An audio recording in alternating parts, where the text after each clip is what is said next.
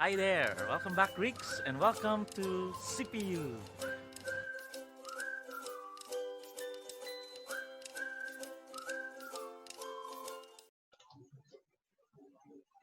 Good morning, Greeks. So, how are you doing? I hope that you are still doing fine amidst the situation right now and the weather. It's really hard to have a rainy weather because our connection will be affected greatly. But thank God that it is good that every time we had our Zoom meeting, although there are some difficulties, yet we can be able to go on with our class. So today we have another lesson, and that is about the subjunctive mood. So are you ready? All right. So our lesson for today is about the subjunctive mood. So firstly, we will learn some Greek vocabulary. We'll also familiarize with the moods which express potential action, and you'll be able to memorize the forms and function of the subjunctive mood. So let's proceed to our lesson this morning with a vocabulary. First word is hagiadzo. It means I sanctify or set apart. You have also the word an.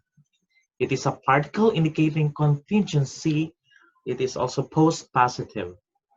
You have the word dikaiosune. One more time, dikaiosune. It's a feminine. It means righteousness. Next word is dio. Dio. It means therefore or for this reason. It's a conjunction also. Next word is ean. Ean. It is if. A conjunction usually used with a subjunctive. You have also a. A. Another conjunction used with the indicative. You have the word ete. Ete. It is if or whether, also a conjunction. Next word is exo. Exo, it is genitive, outside. A verb used as a preposition. Next is hina. Hina. In order that or that, a conjunction usually used with the subjunctive. Next word is marturia. Marturia. It means witness or testimony. By the way, martureo is eyewitness. Next word is hopo. Hopo. It is an adjective which means where. You have the word pino. Pino. It means I drink. Of course, estio is I eat. You have pino, I drink. You have the word hupago. Hupago. It means I go away. The last word is Pharisaios. Pharisaios. It means a Pharisee. Okay, that's our vocabulary for today. Let's proceed to the moods expressing potential action. What is the meaning of a mood? A mood expresses the relation of action to of a verb to reality. It is the action actually taking place, or is it only potential? This question introduces the two basic moods in any language, which is the two basic moods, the real and the potential.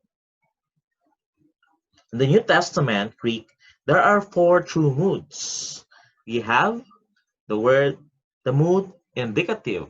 That is what we are discussing all this time.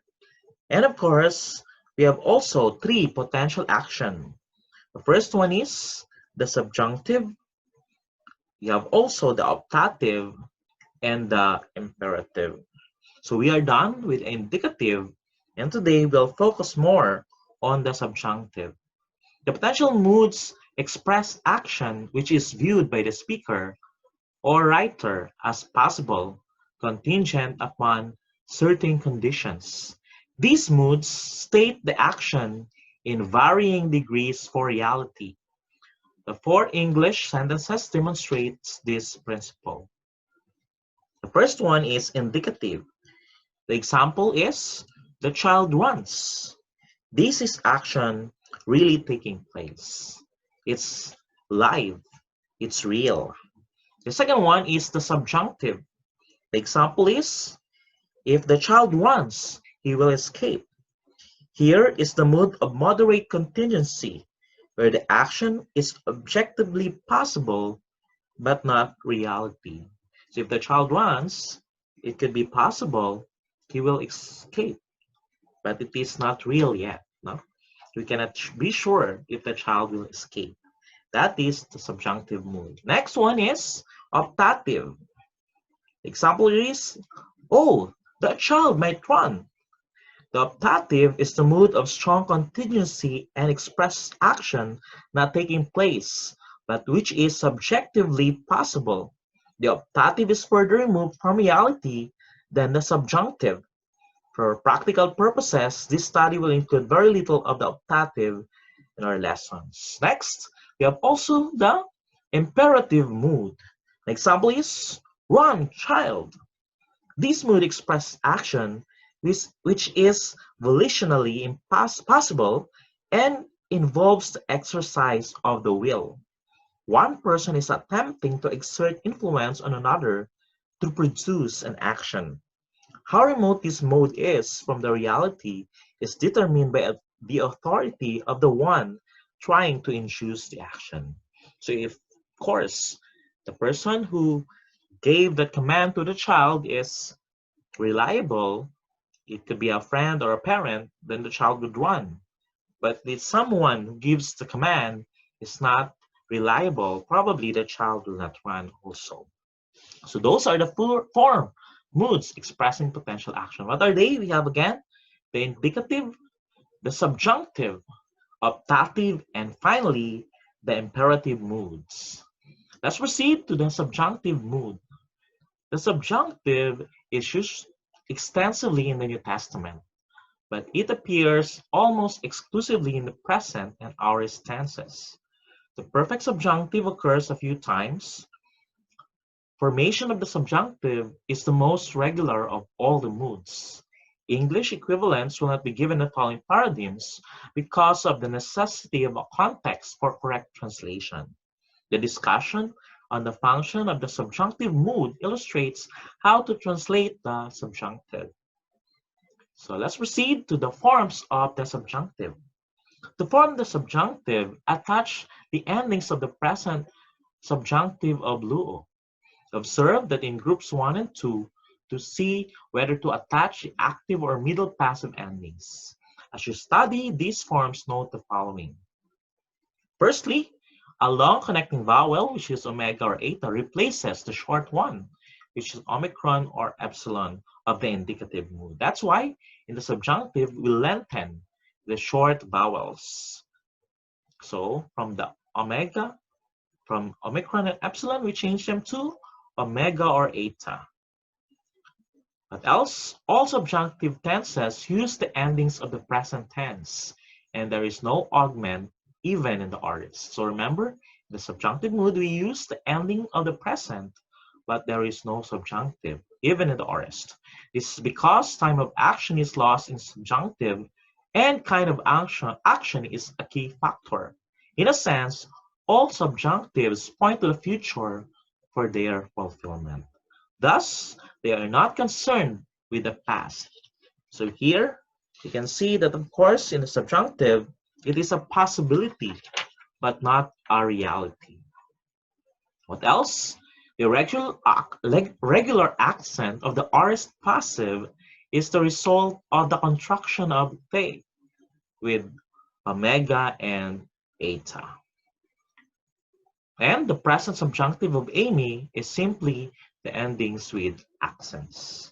Let's take a look at this one, the present subjunctive of Amy. The first person singularity is O. Second person, A's. Third person, A. In the plural, first person is Omen. Second person is Ate. And third person is OC. So let's read from the singular to the plural, the present subjunctive of any. Begin. O. ace, a, omen, ate, oc. Very good.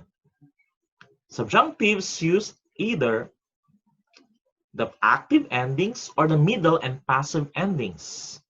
Group 1 uses the active, while Group 2 uses the middle and passive endings. Let's take a look at the Group 1, which uses the present active endings. So the present active subjunctive of loo is singular. First person is still loo. It's the same. The second person, it becomes luace. As you can see, the epsilon iota was lengthened into eta with the iota subscript. And third person is Lu-A. So of course, the epsilon iota was changed to eta with iota subscript. In a plural, it becomes Lu-Omen. So the omicron was changed to omega. The second person, Lu-Ate. So you can see the epsilon iota changed to eta. And Lu-Oc. The omicron epsilon was changed to omega. So let's read the present active subjunctive of Luo. Begin. Luo. Luace, Lua, Luomen, Luate, Luoc. Very good. So the following tenses are conjugated like the present active subjunctive of loo. Only the first person singular is given here. So you can have more as you conjugate by following the present active. The first aorist active subjunctive of loo is luso. So it's similar with that of the future. But of course, in the subjunctive mood, all these talks about the future. The second aorist becomes lipo. So the lipen becomes lipon becomes lipo. We don't have an augment, remember, in the subjunctive. The perfect, it is leluko. First aorist passive subjunctive is lutho. That's why you can see the theta there. The second aorist passive of lambano elabon becomes labo. So that's how we conjugate the first person singular in these different forms. First aorist, let's read again. Luso. Second aorist, lipo. Perfect active, leluko. First aorist passive, lutho. And second aorist passive, labo. Very good. So let's proceed to the second group. Second group uses the present middle and the passive endings. So the present and passive subjunctive of luo. By the way, as we can see, at the most of times, the middle and the passive forms are the same, but it depends upon the context of the sentence. So in the first person singular, it is loomai. So as you have seen, the omicron was changed to omega. Second person, lua. Third person, loatai. Plural, first person, loometa. Second person, loaste. And third person, loontai. So again, what do? We lengthen the omicron to omega and the epsilon to eta. Let's read. Present middle passive subjunctive of loo. First person in the singular until the plural. Ready, start. Luomai, lua, the iota subscript. Luatai, luometa, lueste, luontai. Very good. So the following forms are tenses are conjugated like the present middle and passive subjunctive of loo. Only the first person singular is also given. So the first aorist middle of loo is lusomai. So it adds sigma. And the second aorist middle is lipomai. Okay, so that is the first, the second aorist middle subjunctive forms. Let's take a look at the function of the subjunctive. Since the subjunctives express action which is not a reality but is objectively possible, this means that in the mind of the speaker or writer, there is a good possibility of the action taking place. The fulfillment is expected in the future, and thus the subjunctive is closely related to the future indicative. However, the future indicatives describes the will take place, and the subjunctive also describes what may occur. So that's the difference. No? In the indicative, when we translate, we say will take place. And then in a subjunctive, may take place. So it may or might often appears in translating the subjunctive. So it may happen or not, but there's a great possibility that it will happen. So the function, secondly, the kind of action and not the time is the important difference in the various tenses in the subjunctive. Since the vast majority of subjunctives in the New Testament are in the present or aorist, the difference in kind of action will usually be progressive, that is the present tense, or undefined, that is the aorist tense. The time of the verb in the subjunctive, as in the participle, is dependent upon the main verb. So this time, the relation can be seen in the following sentences. Let's take a look at the sentence number 1. Let's read all together. Begin. Erkomai hina apo auto. So as you can see, erkomai is I am coming. First person singular of erkomai or I am coming. And of course, that is hina. Apo auto. Of course, we have apo here as our subjunctive. It means I may speak. That is, of course, the subjunctive mood for lego. I pen, lego. So it means I am coming that I may speak to him. So as you can see, it is may. You know? There's a possibility that it will happen. Second sentence, let's read all together. Elton, hina, apo auto. Of course, Elton is I came, and apo auto again is I came that I might speak to him. So there's also a possibility that you can speak to him. And the last is Eliosomai hina apo auto. I shall come that I may speak to him. So that is the function and the use of the subjunctive in the sentence. The subjunctive has a variety of meanings. First one is the hortatory subjunctive. It utilizes the first person plural to exhort others to join in an action. Example, apange agapomen alelos. So it means let us love one another. So that is an example of a hortatory subjunctive which exhorts to join an action. Second one is the prohibitive subjunctive. Is the use of the second person aorist subjunctive, which is never in the present, to express a negative entreaty or command. This forbids the beginning of an act and could be translated don't ever or don't begin to. So prohibit, don't ever do this or don't begin to. That is the prohibitive substantive. Next one is the deliberative substantive.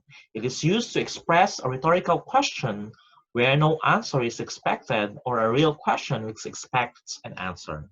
Example, meon peremnesate legontes t pagomen a t piomen a t peribalometa. So it means, therefore, do not be anxious, saying, what shall we eat? Or what shall we drink? Or what shall we wear? That is found in Matthew 6:31. So, deliberative subjunctives are used to express a rhetorical or a real question. Fourth one is subjunctives that is used to express emphatic negation. This construction employs the double negative o may, which is much stronger than o alone with the indicative. It is often translated as by no means or never. Example, o may acel pete eistain basilean ton oranon. It means by no means will you enter into the kingdom of heaven. So that is a strong or a double negative, by no means you will enter into the kingdom of heaven. And last, the subjunctive mood is used in subordinate dependent clauses in a variety of usage in the New Testament. Among them are clauses expressing purpose and clauses in conditional sentences. Purpose clauses are final and indicate the purpose of the main clause of the sentence. Example, let's read the sentence. Hotos elthein eis martorian hina martorese peritophotos hina pantes pistusosin di auto. So it means, in summary, this man came as a witness that he might testify concerning the light, that all might believe through him. So we have two here, the marturese, he might testify, and pistusosin, all might believe. That's it for today, and I hope that you have learned a lot in our lesson. So don't forget to answer your assignment in our Canvas account for today, and see you on the next lesson. God bless and have a great day ahead of you.